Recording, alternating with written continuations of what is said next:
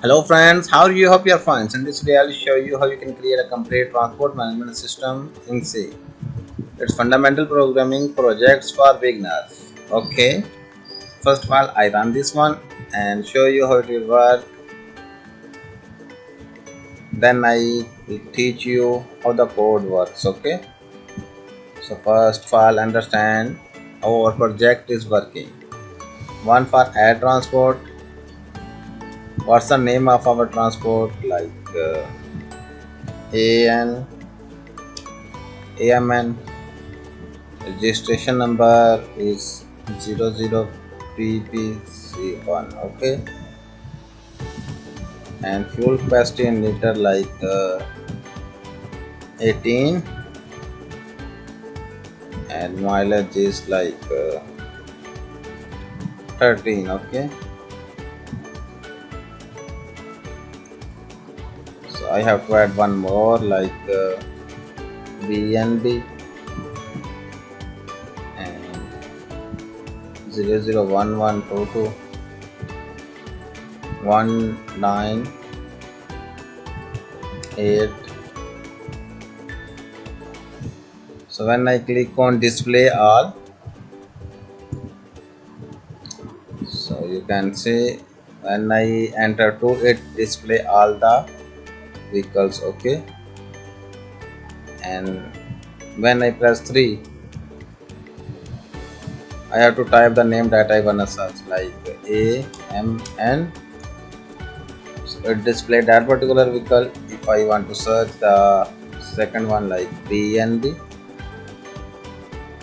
so it display this vehicle. Okay, so it's beginner project, that's why I didn't add more functionality. Okay, it's just fundamental programming projects to understand array and how it will work. Okay, so first of all, we create a structure for our transport. Like here I put name, registration number, fuel capacity and mileage. Okay, so this is a structure for our transport. You may add any data, like if you want to process further more data. Okay, you will also be add it here. Okay, and then we move toward our main. So this one is our main. Here our program execution starts. First of all, we need to create an array of our structure. Okay, so this one is our structure. So we have to create array of our structure of this size. Okay, this one is the maximum transport size. Like you may increase it to any number. Okay,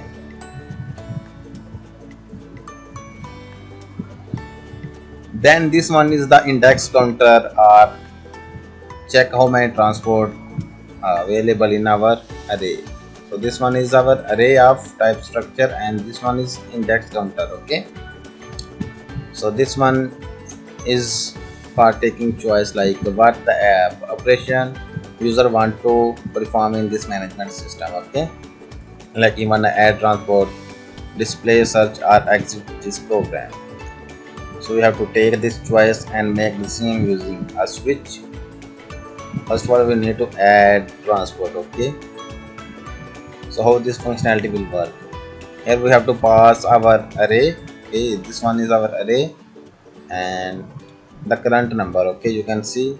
So we have to pass the address of this one. So first of all, we need to pass 0 here, because you can see the first value is 0 if there is no vehicle. If any number of vehicle, this variable will be passed using the to this function. Okay, so when I click on this one, I will be here in add transport. Okay, so if the value at this address is greater than maximum transport. Okay, transport is like here the maximum value is at 500.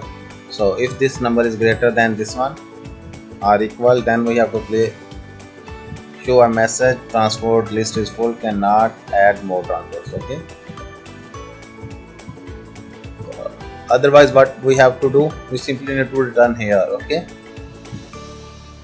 so otherwise what we have to do, we have to take the name of transport and store in this. You can see this one is our array and this one is our index and this one is the attribute, okay, of the structure. Okay, so it's too easy. Just what we have to do, simply type the name of array and then angle bracket to put the index. At what index we wanna set this name, okay, at what index we wanna set this decision number, okay, also for fuel capacity and mileage. So at the end we need to increment the value at that particular address. So this one is the working of air transport. Next we have to work on display transport. Okay, so it's too easy. We simply need to pass same like that as above the transports. Okay, this one is the array list. This one is only the array, and here we have to pass the number of transports. Okay, so if this size is 0, we have an empty, okay, list of transports. Otherwise what we have to do, we have to display. Okay, so first of all we need to display a message transport list, then we need to adjust the format. Okay, so I adjust using this space. Okay, like we have to put 20 space for allocate. Okay, like the name and registration number. Okay, so I allocate a proper space so it look like a table like format. Same like that I put it here. Okay, you may put any number, like if you want to add more space between two values, okay, you may increase this number, or if you want to reduce, you may reduce this number. It's depend upon, like if you want to place a small number like age, so we need a little bit space like 5-6 characters long. Okay, so if you want to place the address, you need 100 plus space. So it's depend upon your requirement, what's the data you are using. So here I simply create a loop and start from 0 to the size the number of current, okay, this index. This one is the current index, and we have to display all the data. Like first of all we get the data as 0, and then increment and get the data at 1. So simply it's work like an array, and we also get the value of the stored in this structure array. Okay, so this one is structure. It's too easy to hold the data, otherwise we need to create the separate array for names array, okay, registration number. So using this structure, it's so easy. We simply need to create a structure array, and using this dot operator we simply store the value. As you can see, we store in the add function, and here we have to display. So after this we have to work on this search function. It's too easy. You can see same like that, we have to pass all the values, and this one is our array, and this one is number of transports. Okay, so here we have to get the search name, okay, from user that he wanna search. So we have to check found. Okay, I create a variable for checking. So search result, here we have to display the message, and here we have to search this one. Okay, so we have to loop through all the values and search if this name found in this array or not.